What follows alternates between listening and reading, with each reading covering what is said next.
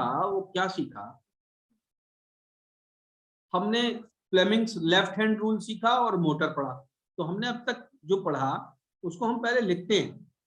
हमने अब तक जो पढ़ा वो पढ़ा फ्लेमिंग्स लेफ्ट हैंड रूल, और फिर वर्किंग ऑफ मोटर पढ़ा। मतलब बेसिकली बहुत ही प्रिलिमिनरी आइडिया पढ़ा मोटर का, ठीक है। और मोटर कैसे घूमता है इस बात को हमने समझने की कोशिश करी। इस पूरी बात में हमने तीन चीजें पढ़ी। वो ये पढ़ी कि एक तो होती है फ्लक्स, फ्लक्स या फील्ड या मैग्नेटिक फील्ड, है ना, कुछ भी कह लीजिए इसको, मैग्नेटिक फील्ड। दूसरी चीज क्या होती है? दूसरी चीज होती है इलेक्ट्रिक करंट। क्या होती है? Electric current. और तीसरी चीज क्या होती है? तीसरी चीज क्या होती है? तीसरी चीज होती है फोर्स। और अगर जिस चीज पर फोर्स लग रही है वो फ्री टू मूव है, वो मूव कर सकता है फ्रीली, तो उसमें मोशन भी होगा। तो फोर्स या मोशन, फोर्स या मोशन, ठीक है। ये चीज हमने पढ़ी थी कि इनमें से कोई सी भी दो अगर एग्जिस्ट कर रही है, ये तीनों जो चीजें हैं इनमें से कोई सी भी दो अगर एग्जिस्ट कर रही हैं तो तीसरी अपने आप क्रिएट हो जाएगी उन दो की वजह से, प्रोवाइडेड दैट कि वो दोनों चीजें पैरेलल ना हो। प्रोवाइडेड दैट कि वो दोनों चीजें पैरेलल या एंटी पैरेलल ना हो। अगर पैरेलल या एंटी पैरेलल होंगी तो तीसरी चीज पैदा नहीं होगी, और अगर पैरेलल या एंटी पैरेलल नहीं है तो तीसरी चीज अपने आप पैदा हो जाएगी। जैसे अगर फ्लक्स है और करंट है, फ्लक्स है, फ्लक्स का मतलब फील्ड, फील्ड का मतलब मैग्नेटिक फील्ड, अगर ये दोनों हैं तो तीसरी कौन सी चीज पैदा हो जाएगी बच्चों? तो मोशन पैदा हो या फोर्स। तो फोर्स तो लगेगी ही, मोशन भी पैदा हो जाएगा अगर मोशन के लिए हमने फ्री छोड़ रखा है। तो इंडक्शन वो सॉरी जो मोटर है, बेसिक इलेक्ट्रिक मोटर है, वो इसी प्रिंसिपल पर काम करता है कि ये दोनों चीजें पहले से होती हैं, इलेक्ट्रिक करंट और फील्ड, मैग्नेटिक फील्ड पहले से होती है तो मोशन हो जाता है ना। अब हमें जो है वो दूसरा स्टेप पढ़ना है जनरेटर का। क्या क्या हमको पढ़ना है? अब हम जो पढ़ने जा रहे हैं, जो चीज हम पढ़ने जा रहे हैं वो क्या पढ़ने जा रहे हैं? जनरेटर। जनरेटर मतलब इलेक्ट्रिक जनरेटर। इलेक्ट्रिक जनरेटर मतलब एक ऐसी मशीन, एक ऐसा डिवाइस, एक ऐसा इलेक्ट्रिकल डिवाइस जो कि बेसिकली इलेक्ट्रिकल एनर्जी को आउटपुट पर देता है और इनपुट पर हमें उसे मोशन देना होता है। मोशन देने के कई तरीके होते हैं, ठीक है। जैसे आप लोगों ने घरों के अंदर देखा होगा तो जो इलेक्ट्रिक जनरेटर होते हैं तो उसमें हम इनपुट क्या देते हैं? उसमें हम इनपुट देते हैं, क्या चीज देते हैं? डीजल। डीजल ही तो देते हैं, बोलिए। Yes sir. तो डीजल तो हम इसलिए देते Yes, हैं क्योंकि हमें उसमें मोशन चाहिए। तो डीजल के जरिए हम इंजन बनाते हैं। पहले डीजल के लिए जरिए क्या बनाते हैं? इंजन। हमें मोशन चाहिए होता है। जैसे आजकल आपने देखा होगा आपके घरों के आसपास रुई धुलने की मशीनें लगी होंगी। रुई धुलने की मशीन देखी है कभी? यस तो वहां क्या होता है? वहां जनरेटर, एक एक क्या होता है? इंजन लगा। वो जनरेटर सा लगता है हमें, वो जनरेटर नहीं होता, बेसिकली इंजन होता है। तो उसमें वो तेल डालता है और तेल से वो क्या चीज पैदा कर लेता है? तेल से वो मोशन पैदा कर लेता है। तो वो तो एक तरह का, ये समझिए आपके वो इंजन है या कहिए कि मोटर है। तो वो तो एक आधा काम कर रहा है। अगर उसी मोशन को हम किसी ऐसे डिवाइस में लगा दें कि वहां मैग्नेट मोशन में आ जाए या फिर कंडक्टर मोशन में आ जाए तो बेसिकली इलेक्ट्रिक करंट भी पैदा हो जाएगा। तो अब मैं इन सारी चीजों को जरा तरतीब से समझाता हूं आपको, समझिए बात। ये जो फिगर है, ये वाली जो फिगर है, जो एनसीईआरटी की फिगर है, ये बेसिकली क्या है? फ्लेमिंग्स राइट हैंड रूल को समझाने के लिए ये फिगर, ठीक है। फैराडे ने सबसे पहले हमें क्या समझाया? Electromagnetic induction. फैराडे ने क्या समझाया हम बच्चों? Electro magnetic induction. इंडक्शन का क्या मतलब होता है? इंडक्शन का क्या मतलब होता है, कौन बताएगा मुझे? Induced current. इंडक्शन का मतलब सर। इंड्यूस होना, पैदा होना। जैसे कॉलेजेस में या स्कूल्स में इंडक्शन प्रोग्राम होते हैं, तो इंडक्शन प्रोग्राम का क्या मतलब होता है, बेसिकली हम सब में ताल्लुकात पैदा हो जाएं, है ना, रिलेशन एक कायम हो जाए, तो वो इंडक्शन का मतलब बेसिकली क्या होता है कि इंड्यूस होना, पैदा होना। तो ये चीज हमको किसने बताई थी, ये चीज हमको बताई थी फेराडे ने, ठीक है। अब वो चीज पैदा किस डायरेक्शन में होगी और किस प्रिंसिपल पे किस डायरेक्शन में होगी, इसको समझाने के लिए फ्लेमिंग ने एक रूल बताया, दिस इज द रूल। अब रूल क्या है वो ध्यान से समझिए कि राइट हैंड रूल क्या है, फ्लेमिंग्स राइट हैंड रूल क्या है। आपको क्या करना है, अपना राइट हैंड लेना है, ये वाली जो दो फिंगर्स है ना, ये छोटी वाली और छोटी वाली के बराबर वाली, जो रिंग फिंगर भी कह देते हैं, तो उनको तो हटा लीजिए। आपको कौन सी फिंगर समझ में आनी चाहिए, एक तो ये थंब, ठीक है, थंब, और ये फर्स्ट फिंगर जिसको फोर फिंगर भी कह देते हैं, और ये मिडिल फिंगर। इन तीनों को इस तरह से लगाइए, तीनों परपेंडिकुलर हो जाए, तीनों एक दूसरे पर क्या हो जाए, परपेंडिकुलर हो जाए। बात समझ में आती है? इन तीनों को ऐसे Yes, खोल लीजिए, ठीक है। अब हमें जनरेटर रूल पढ़ना है, क्योंकि राइट हैंड रूल पढ़ना है, तो इसका मतलब क्या है कि पहले से फील्ड मौजूद है। कौन सी चीज मौजूद है, फील्ड। तो मैं जहां जहां लाइन बना रहा हूं वहां इसको ध्यान से समझिए, यानी कि यहां पर ये चीज मौजूद है, ये क्या चीज है, मौजूद है, पहले से फील्ड मौजूद है, it is already present somewhere in space. दूसरी बात क्या है कि हमने कंडक्टर को मूव करा दिया, it is also present, it is also present from the beginning. अब आप देखेंगे कि तीसरी चीज इंड्यूस्ड करंट पैदा हो जाएगा, इंड्यूस्ड करंट पैदा हो जाएगा इस डायरेक्शन में।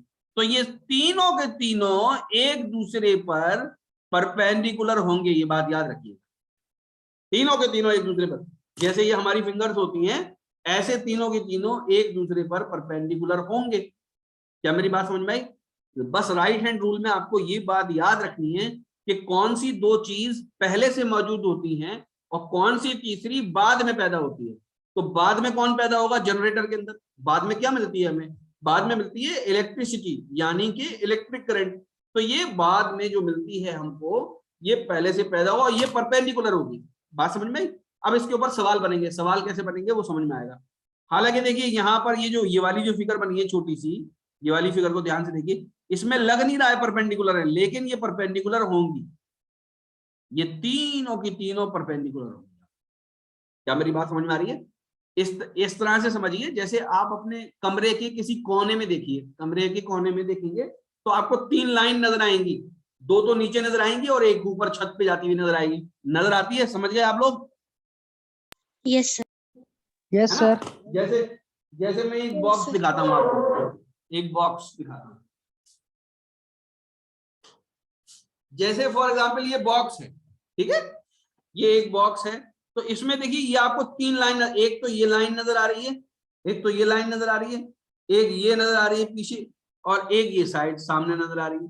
तो ये तीनों एक दूसरे पर परपेंडिकुलर हैं या नहीं? यस सर हैं। हाँ, Yes, तो sir. ये पॉसिबिलिटी है कि तीन लाइन परपेंडिकुलर हो सकती हैं। तो अगर दो दो लाइन परपेंडिकुलर हैं, यानी movement of conductor, magnetic field, ये अगर परपेंडिकुलर हैं, तो तीसरी चीज भी परपेंडिकुलर होगी, जो कि बेसिकली डायरेक्शन ऑफ करंट होगा। बात समझ में आ गई? ठीक है, Yes, sir. आगे बढ़े, यस सर। Yes, sir. आगे बढ़ते हैं। अब ये बेसिकली इलेक्ट्रिक जनरेटर है, इसके फौरन बाद जब मैं आपको ये समझा दूंगा तो आप सब लोग एनसीईआरटी में जो लिखा हुआ है इसका राइटअप, आप सब लोग उसको पढ़ेंगे। Okay, okay sir. Yes, sir. Now Okay, sir. अब इसको समझते हैं। सबसे पहले हम इसके कंपोनेंट समझ लेते हैं, सबसे पहले इसके जो डिफरेंट पार्ट्स हैं उसको समझ लेते हैं, ठीक है। ध्यान से देखिए कि सबसे पहले तो ये क्या चीज है, ये क्या चीज है, ये रॉड सी जो है, ये रॉड बेसिकली वो कोर है जिसके ऊपर हमने क्या कर रखी है, वाइंडिंग कर रखी है, या जिसके ऊपर सारा रोटर, सारा रोटेटिंग सिस्टम टिका हुआ है। बात समझ में आई या नहीं? तो बीच वाली जो रॉड है ये वो है। बात समझ में आती है? ठीक है, को मिटा देते हैं। ठीक, ये क्या चीज है? ये दिख रहा है आप सब लोगों को क्लियरली? ये क्या चीज है? रिंग्स। ये बेसिकली आप इनको क्या समझ सकते हैं? आप इनको समझ सकते हैं स्लिप रिंग्स। क्या समझ सकते हैं? Slip rings. यहां पर खाली रिंग्स लिखा हुआ है। क्या लिखा हुआ है? रिंग्स लिखा हुआ है। तो आप इनको क्या समझेंगे? स्लिप रिंग समझिए आप इनको। बेसिकली ये स्लिप होती है रोटर के ऊपर, या कहिए कि इनके ऊपर ब्रशेस रेस्ट कर रहे होते हैं। इनके ऊपर ब्रशेस क्या कर रहे होते हैं? रेस्ट कर रहे होते हैं। यहां पर ब्रशेस नहीं घूमते, स्लिप रिंग्स जो होती हैं वो घूमती हैं। बात समझ में आ रही है? ठीक है, तो कितनी रिंग्स होती हैं बच्चों इसके अंदर? सर 2। दूसरी जो रिंग है वो ये वाली है। ठीक है, दूसरी जो रिंग है वो कौन सी है? ये वाली है। शुरू हो रही है? अच्छा, दूसरी जो रिंग है बच्चों कौन सी वाली है? वो ये वाली है। तो एक का नाम R1 दे रखा है और एक का नाम R2 दे रखा है। तो R1 और R2 यूज किया होगा वहां टेक्स्ट में कि R1 is the slip, R1 is first ring and R2 is the second ring. क्या मेरी बात समझ में आई इतना? Yes sir. ये क्या चीज है? ये B1 जो है, B1 क्या चीज है? और ये B2 क्या चीज है? ये ब्रशेस हैं। अब ब्रशेस का मतलब वो नहीं है टूथब्रश नहीं है। ब्रशेस का मतलब कार्बन ब्रशेस होते हैं जो कि बेसिकली स्लिप रिंग के ऊपर रखे हुए यूं चिपके हुए रहते हैं, और ये स्लिप रिंग घूमती रहती है, लेकिन ये आपके उसी जगह टिके रहते हैं। आप लोगों ने साइकिल देखी, बाइसिकल देखी है? Bicycle, yes sir. ठीक है। बाइसिकल में रिम के ऊपर ब्रेक लगे होते हैं, ब्रेक शू लगे होते हैं या नहीं? यस तो सर। ब्रेक, ये बताइए कि ब्रेक शू जब हम ब्रेक लगा देते हैं तो रिम के ऊपर लग जाते हैं या नहीं लग जाते? Yes sir. Yes sir. तो अगर वो रिम घूमे तो ब्रेक शू से चुपके रहते हैं या नहीं चुपके रहते? हर वक्त ब्रेक शू तो एक ही जगह रहते हैं, लेकिन रिम घूमती है। नहीं समझ में आ रही बात? Sir yes sir. अंडरस्टैंड। ठीक है ना? तो बेसिकली ऐसे ही ये जो आपके क्या नाम है, क्या कह रहा था मैं? ब्रशेस सर जो लगे रहते हैं उस पे। ये जो बेसिकली ब्रशेस हैं ये रुके हुए रहते हैं, और ये रिंग्स जो हैं ये बेसिकली घूमती रहती है। ठीक है? Yes sir. या फिर हम ऐसा प्रोविजन भी कर सकते हैं कि ब्रशेस घूमे और रिंग्स रुकी भी रहे। तो कोई एक चीज जरूर होती है कि एक कोई चीज जरूर घूमेगी, बात समझ में, और दूसरे के ऊपर वो टिकी हुई रहेगी। क्योंकि दो तरह के हमारे पास रेफरेंस फ्रेम होते हैं। आप जनरेटर में और मोटर में दोनों में देखेंगे तो कुछ चीजें ऐसी होती हैं जो रेस्ट पर रहती हैं, और कुछ चीजें ऐसी होती हैं जो घूम रही होती हैं। बात समझ में आई? तो दो तरह के सिस्टम रहते हैं उसके अंदर, एक मोशन में रहता है और एक क्या नाम है, स्टेशनरी रहता है। बात समझ में आ गई? ओके, आगे बढ़ते हैं। अब कौन सी चीज बतानी रह गई? ये क्या चीज है बच्चों? ए और बी क्या चीज है? ये क्या चीज है? सर ये मैग्नेट के बीच मिडिल पार्ट, मैग्नेट के जो मैग्नेट लगी होती है उसका मिडिल पोर्शन। नहीं नहीं नहीं, मैग्नेट का मिडिल पार्ट नहीं है ये। मैग्नेट का मिडिल पार्ट नहीं है ये। बेसिकली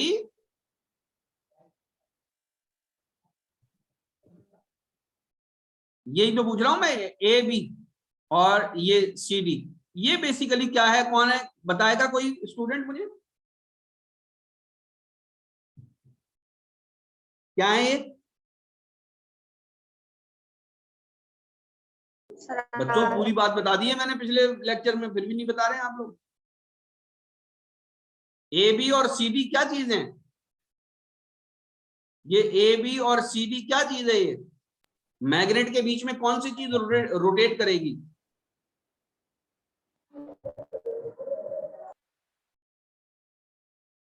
बताइए। सर वो सिलेंड्रिकल टाइप में होता है सर, मुझे उसका नेम नहीं पता। कंडक्टर। कौन सी चीज होगी ये? कंडक्टर। कंडक्टर या फिर वायर या फिर वायर जिसके अंदर करंट Yeah. फ्लो करेगा वो बेसिकली इलेक्ट्रिक कंडक्टर होगा या फिर वायर होगा। बात समझ में आ रही है कि नहीं आ रही? Yes sir. ठीक है, अगर ये मीटिंग एंड हो जाए, क्योंकि मीटिंग काफी पहले से शुरू हो चुकी है, तो दोबारा ज्वाइन कर लीजिएगा आप लोग, जैसे ही एंड हो तो दोबारा ज्वाइन कर लीजिएगा। ओके, अब ध्यान से समझिए इस बात को आप। अब आप क्या समझिए, ध्यान से समझिए इस बात को आप। ठीक है, अगर ये जो कंडक्टर है आपका, कौन सा कंडक्टर, ये वाला कंडक्टर, अगर इसको हम ऐसे घुमाएं कि ये वाला जो ब्रशेज है, ये वाला जो ब्रश है ये यूं घूमे, ये कैसे घूमे, यूं घूमे, बात समझ में आ रही है, ये ऐसे घूमे इस Yes, sir. कंडक्टर को लेकर, तो ये कंडक्टर की पोजीशन यहां पर आ जाएगी या नहीं आ जाएगी, ऐसी आ जाएगी या नहीं आ जाएगी? Yes sir. समझ में आ रही है? यस तो बेसिकली Yes, sir. ये कंडक्टर जा किधर की तरफ रहा है, ऊपर की तरफ जा रहा है, तो ऊपर की तरफ मोशन हो रहा है, ऊपर की तरफ क्या हो रहा है, मोशन हो रहा है। मोशन। ठीक है, ऊपर की तरफ मोशन हो रहा है, या फिर समझिए ऊपर की तरफ फोर्स है इसके ऊपर, फोर्स लव हमने लगा रखी है। दूसरी बात, नॉर्थ से साउथ की तरफ फील्ड जाती है, फील्ड किधर की तरफ जाती है, नॉर्थ से साउथ की नॉर्थ तरफ, टू तो साउथ नॉर्थ से साउथ की तरफ क्या चीज हो गई, फील्ड। फील्ड।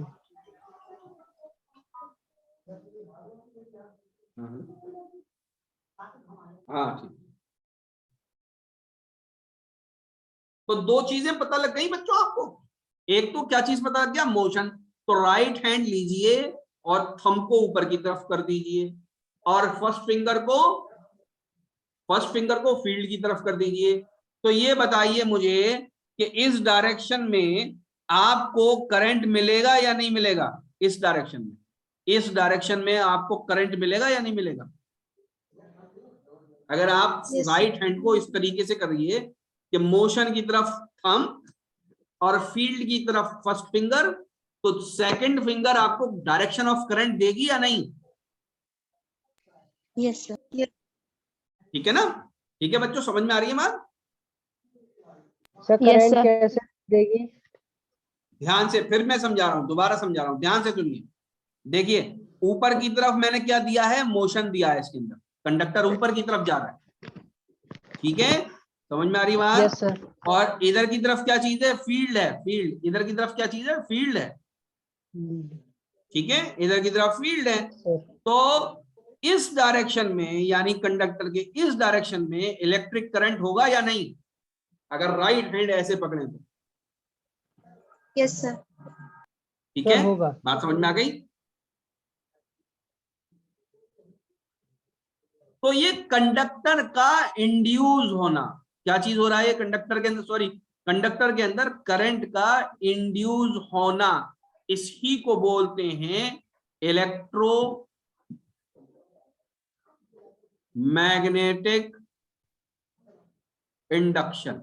आप अपनी किताब में यही समझिए कि यही बोलते हैं, हालांकि वोल्टेज के इंड्यूस होने को बोलते हैं इलेक्ट्रोमैग्नेटिक इंडक्शन, लेकिन 10th क्लास के लेवल पे अगर करंट भी इंड्यूस हो रहा है, करंट भी पैदा हो रहा है, तो आप उसको बोलिए कि इसी को बोलते हैं हम इलेक्ट्रोमैग्नेटिक इंडक्शन। इलेक्ट्रोमैग्नेटिक इंडक्शन का मतलब इलेक्ट्रिसिटी इंड्यूस हुई है मैग्नेटिक एक्शन की वजह से। बात समझ में आई? इलेक्ट्रिक करंट या इलेक्ट्रिक वोल्टेज इंड्यूस हुआ है मैग्नेटिक एक्शन की वजह से। मैग्नेटिक एक्शन क्या है, बेसिकली एक्शन को यहां पर क्या बोलेंगे हम, एक्शन है रिलेटिव मोशन बिटवीन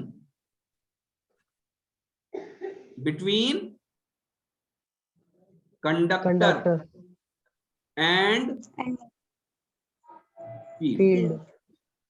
बच्चों ये कंसेप्ट समझ में आ गया या नहीं? Relative motion, yes sir. Relative motion का मतलब इन दोनों, रिलेटिव मोशन दो चीजों के बीच में, रिलेटिव मोशन कब होता है, दो चीजों के बीच में रिलेटिव मोशन उस वक्त होता है जब दोनों चीजों के बीच का डिस्प्लेसमेंट चेंज हो रहा हो। अगर डिस्प्लेसमेंट चेंज नहीं हो रहा तो रिलेटिव मोशन नहीं कहलाई जाएगी। जैसे आप और आपके फ्रेंड बस के अंदर बैठे हुए, ठीक है, इमेजिन करिए आप और आपका कोई फ्रेंड बस के अंदर बैठकर कहीं जा रहे हैं और दोनों बिल्कुल ऐसे हैं कि बिल्कुल स्टिल स्टेशनरी बैठे हुए अपनी सीट पर, तो आप दोनों लोग मोशन में माने जाएंगे या नहीं माने जाएंगे? तो जो लोग बस के बाहर होंगे उनके लिए आप मोशन में होंगे, बात समझ में आई? Yes, लेकिन sir. आपस में आप दोनों लोग मोशन में नहीं होंगे। समझ में आई बात? Yes, sir. ठीक है। Yes, sir. जैसे फॉर एग्जाम्पल हम बिल्कुल खामोश बैठ जाएं कुर्सी पर और हिले भी ना, तो हमको क्या कहा जाएगा कि हम मोशन में नहीं है, यही तो कहा जाएगा। Yes, sir. लेकिन अगर कोई Yes, sir. चांद पर बैठा हुआ है, मून पर बैठा हुआ है, तो मून पे बैठे हुए आदमी के लिए हम मोशन में होंगे या नहीं? उसको तो पूरी धरती मोशन में नजर आएगी। बात समझ में आई? Yes, sir. तो ये कोई चीज मोशन में है या कोई चीज मोशन में नहीं है, ये बेसिकली इस बात पे डिपेंड करता है कि जो ऑब्जर्व करने वाला है वो कहां पर है। ठीक है, आप दोनों लोग बस में sir. बैठे हुए हैं और ऑब्जर्व करने वाला बस के बाहर है और बस चल रही है, तो बस के बाहर वाले के लिए आप मोशन में होंगे। लेकिन आप और आपका दोस्त जो कि बस के अंदर बैठे हुए हैं, वो दोनों आपस में मोशन में नहीं होंगे। बात समझ में आ रही है? तो रिलेटिव Yes, sir. मोशन होना चाहिए। रिलेटिव मोशन किस बात पे डिपेंड करता है? देखो ध्यान से, ये जो आपकी मैग्नेट है, ये मैग्नेट है, ये बताइए ये स्टेशनरी है यहाँ पे या नहीं? Yes, sir. और ये जो कंडक्टर है, ये किस चीज में है? ये मोशन में। Motion. तो जब भी हम कोई चीज कहते हैं कि ये स्टेशनरी है या मोशन है, तो ये बेसिकली रिलेटिव ही होती है। जब भी हम कहते हैं कि कोई चीज मोशन में है या कोई चीज आपके स्टेशनरी है, तो ये किसी के रिलेशन में ही कहा जाता है। और रिलेशन हमेशा सराउंडिंग का होता है। किसका होता है? सराउंडिंग का। इस बात को अच्छे से समझाने के लिए मैंने कुछ वीडियो लेक्चर्स अपलोड किए थे, इसको आप देख लीजिएगा। यहाँ पर मोशन अगर डालेंगे, इसके अंदर प्लेलिस्ट मोशन अगर आप चेक करेंगे तो आपको मिल जाएगी। जैसे फॉर एग्जांपल आपको मैं दिखा देता हूं। आप अभी मैंने जानबूझ के आप लोगों को 9th क्लास का मटेरियल नहीं दिया है, क्योंकि वो फिर आप कंफ्यूज हो जाएंगे। अभी आप जो पढ़ाई चल रही है, जैसे चल रही है, हल्की रफ्तार से चल रही हो चाहे, उसको आप देखते रहिए। जैसे कि मोशन की ये प्लेलिस्ट है, पता नहीं मैंने भेजी या नहीं, तो ये तो ऐड आ रहा है, इसको तो खत्म होना जरूरी है थोड़ा सा। जैसे ये पहला जो लेक्चर है ना, ये पहला लेक्चर है, ये 9th क्लास का जो मोशन है, इसको मैंने बहुत डिटेल में समझाया है, लेकिन बहुत कम पीरियड, बहुत कम टाइम में। ये आप देखेंगे कि 10 मिनट का सिर्फ लेक्चर है। इसमें जो कंसेप्ट होता है मोशन का और रेस्ट का, ये पूरा समझा रखा। 22 लेक्चर्स के अंदर मैंने 16 साल के क्वेश्चंस प्लस मोशन से रिलेटेड हर इंफॉर्मेशन जो कि बेसिकली एनसीईआरटी में मौजूद है, वो दे दिए यहाँ पर। तो इसको आप जब आपका मन करे तब आप विजिट कर लीजिएगा। फिलहाल तो हम 10th क्लास की फिजिक्स पढ़ रहे हैं, तो अभी इसलिए हम 9th क्लास की पहले से बात नहीं कर रहे हैं। तो ये पढ़ाई भी नहीं गई है अभी आपको, अभी मैंने पढ़ाई भी नहीं है आपको, तो इसको पढ़ाएंगे। इसको तो आप देख के रखेंगे, इसके बहुत सारे क्वेश्चंस करेंगे हम लोग। बात समझ में आई? तो वो वक्त आने पर करेंगे, जब इसको पढ़ने का वक्त आएगा। फिलहाल तो आप लोगों की बोर्ड की तैयारी भी हो जाएगी। इस नियत से मैं 10th क्लास की फिजिक्स ही मैंने जो है वो सामने रख रखी है। ठीक है, तो आई होप कि आपको ये जनरेटर का प्रिंसिपल समझ में आ गया होगा कि करंट क्यों इंड्यूस होता है। ये तो मैंने आपको पिछले लेक्चर में बता दिया था कि करंट क्यों इंड्यूस होता है। करंट का डायरेक्शन क्या होता है, वो फ्लेमिंग राइट हैंड रूल बताता है हमको। आपको ये याद रखना है कि जनरेटर के अंदर फ्लेमिंग राइट हैंड रूल लगेगा, और ये तीनों जो फिंगर्स हैं, यानी एक थंब और 2 फिंगर, इनमें कौन सी फिंगर किस डायरेक्शन को, किस चीज के डायरेक्शन को बताती है या किस क्वांटिटी के डायरेक्शन को बताती है, ये आपको याद रखना है। तो मोटर के अंदर लेफ्ट हैंड और जनरेटर के अंदर राइट हैंड। थंब मोशन या फोर्स के लिए, फर्स्ट फिंगर फील्ड के लिए, second finger direction of current के लिए। ओके, इतनी बात समझ में आ गई। अब आप सब लोग क्या करेंगे, आप सब लोगों का काम यह है कि ये जो इलेक्ट्रिक जनरेटर की थ्योरी है, इसको जरा कायदे से पढ़िएगा, ध्यान से पढ़िएगा। जो चीज मैंने समझाई है वो इसके अंदर मौजूद है या नहीं, या इसमें कौन सा पॉइंट ऐसा है जो आपके समझ में नहीं आता, उसको अंडरलाइन करके मुझे भेजिएगा, मैं बताऊंगा इंशाल्लाह आपको। आगे बढ़ते हैं हम, ठीक है। Now let us talk about these questions. आप लोगों को स्क्रीन पे ये क्वेश्चन नजर आ रहे होंगे। जैसे ही ये आपका खत्म हो जाएगा, क्या नाम है, फौरन ज्वाइन कर लीजिएगा दोबारा, क्योंकि ये 1 मिनट में जूम जो है अभी डिस्कनेक्ट हो जाएगा ना। तो questions are, state the principle of an electric generator. Electric generator का वर्किंग प्रिंसिपल क्या है? ठीक है, अगर इसको एक वर्ड में बनाना है तो क्या बताएंगे, और अगर इस बोर्ड के अंदर 5 नंबर का आ जाए लिखा हुआ तो क्या बताएंगे? ठीक है, इसको हम समझाएंगे। आप लोग दोबारा से ज्वाइन कर लीजिए क्योंकि ये 40 मिनट में डिस्कनेक्ट हो जाता है, तो मैं स्टॉप करने के बाद फौरन दोबारा ज्वाइन कर लूंगा, ठीक है।